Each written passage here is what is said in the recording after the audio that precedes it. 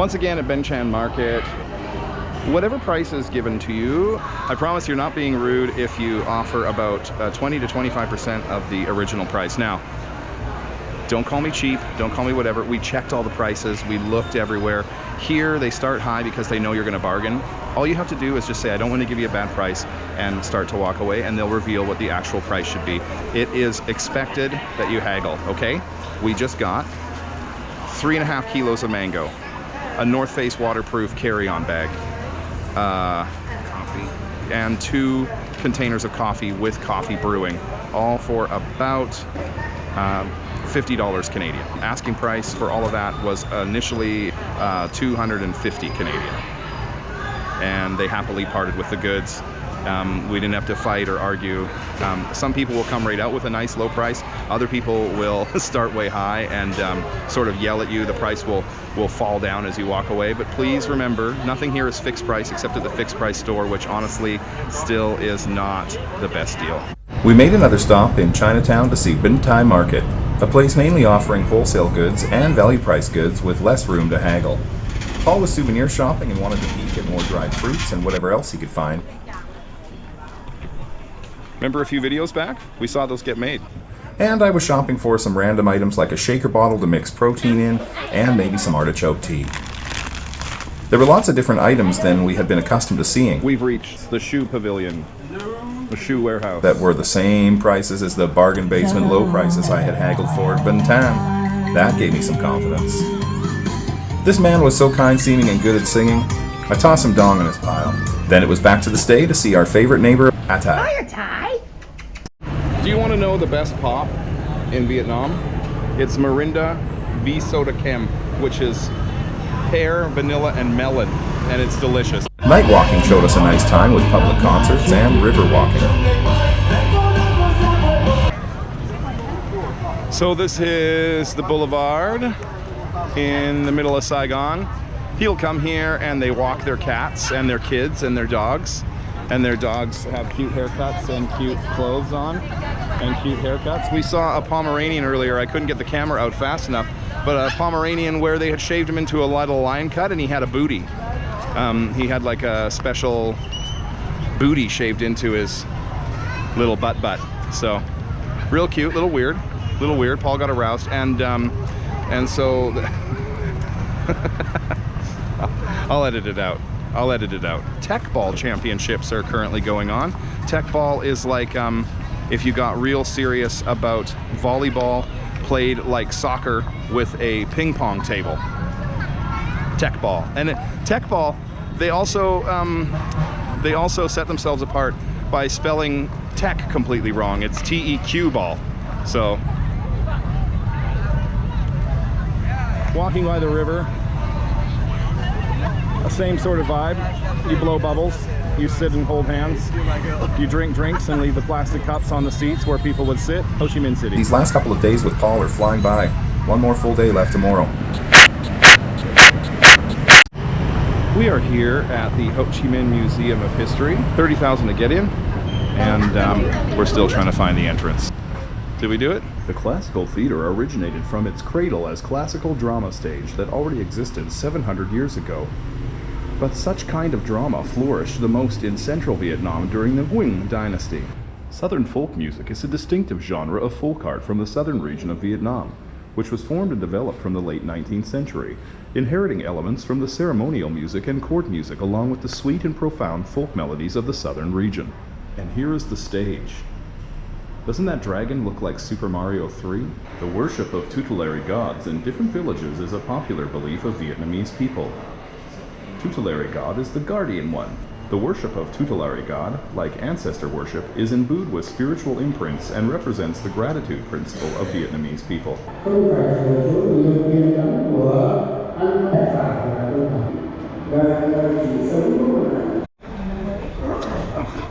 Natalia just told me we were going to go check out a whole bunch of dong. Not what I expected. This exhibition presents a very small number of artifacts which accompany the soldiers and people in the struggle for national independence. Now, this museum was pretty cool to kill an hour or two at, and the price was reasonable. It doesn't overwhelm with artifacts, but it has nice grounds and it imparts some insight. It suddenly became Christmas selfie time at almost every point in the city. But as we finished Paul's last meal in Vietnam, I wanted to talk to him about his experience and get a proper exit interview. It's your first time in Vietnam. Yeah, What'd you think? it's pretty fucking awesome. You're no longer a Vietnam noob, but you were. So if someone else is a Vietnam noob, is there really anything to watch out for? Is there anything they should know? The people are always friendly, willing to sell anything. Just enjoy yourself, let your barriers down a little bit, Yeah. and be prepared to be touched a lot. Like, sir. Yes, sir. Sir, Yeah, sir. it's true. It's true. They are, they're nice.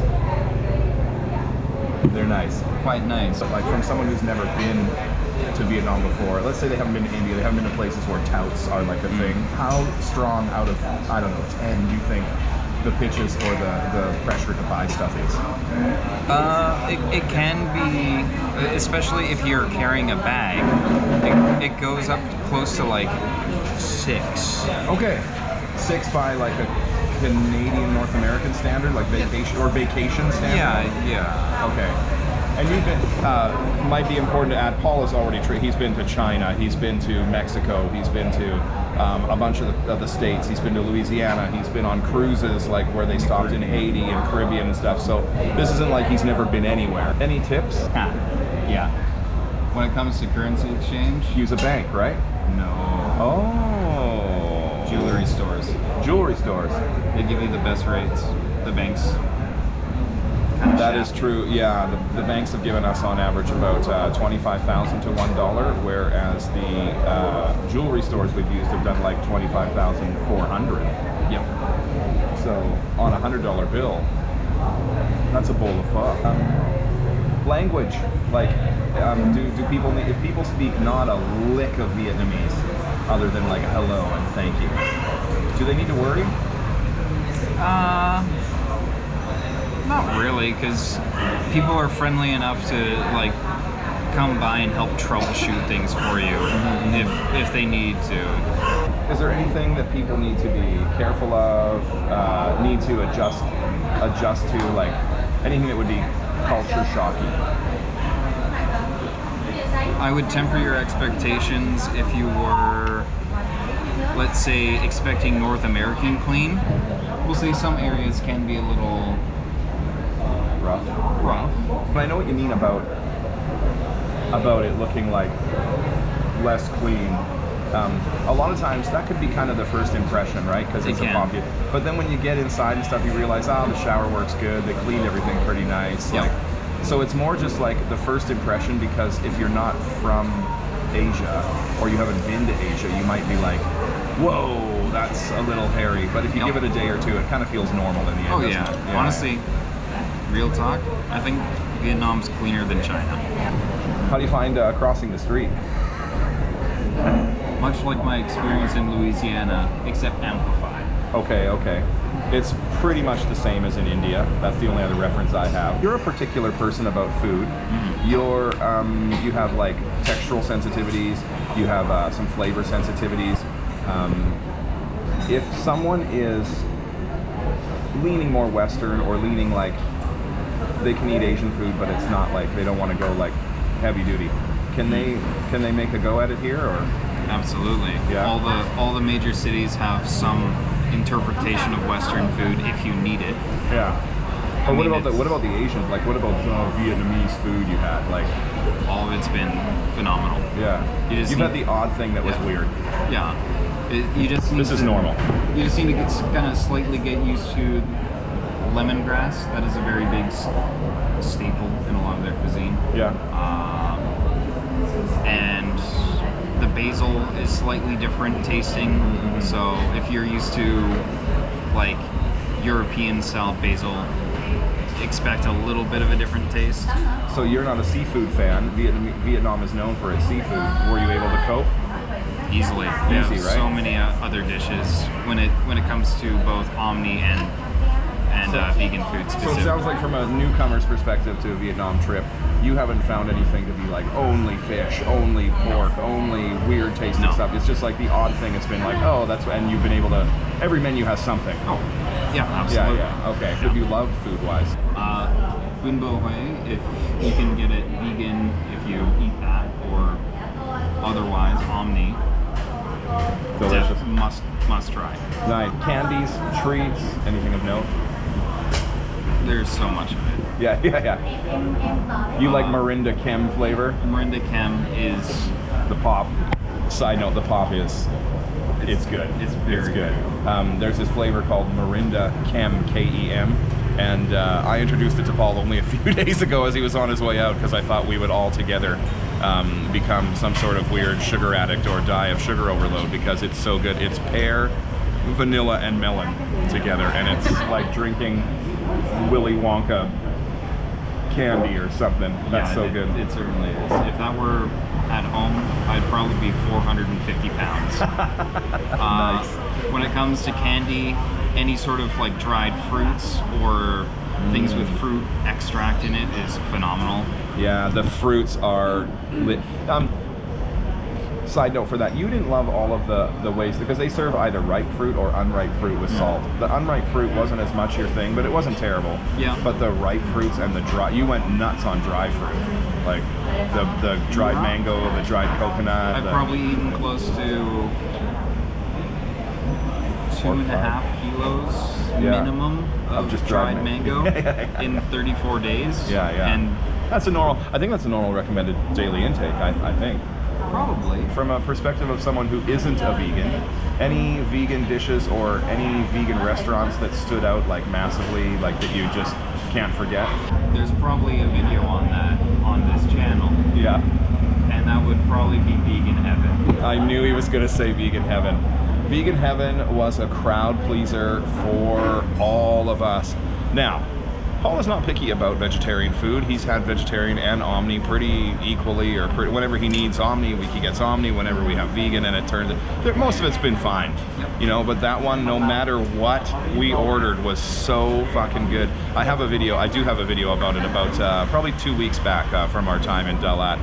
They have 2 locations, and even like, you loved the spaghetti the first night. You went safe. You ordered spaghetti the first night. But because it was so damn perfect, you just went full bore into everything. And I certainly did. Yeah. He had like weird, you know, not weird, but like a little less common for you to want to try. And like no matter what he tried to throw at himself, it worked out really good. Like that is a place that is monstrously good. Travel by flight, travel by bus, travel by taxi, just general transport stuff. Overall, how do you think that was? For a newcomer, like how easy is it? How difficult is it? So long as you know how to operate a smartphone with Grab on it, Okay. essentially Uber, Yeah, you can get through it real easy. that's true. And then we had the one bus ride, which we also have a video about, and that bus ride didn't turn out great, but we still got where we were going. The ride itself was comfortable enough. Other things happened, Yeah. which Any final thoughts, passing thoughts? Do you generally recommend people go to Vietnam? Would you say like, oh, do it with caution, or is it for inexperienced travelers? Like what sort of person would come here? I think honestly, just about anyone can kind of come here and do their own thing, whether you're the kind of person who likes to backpack from one end of the country to the other, or if you're like my parents and just go to like major city spots. Like if So you, luxury travelers would like it here. Okay.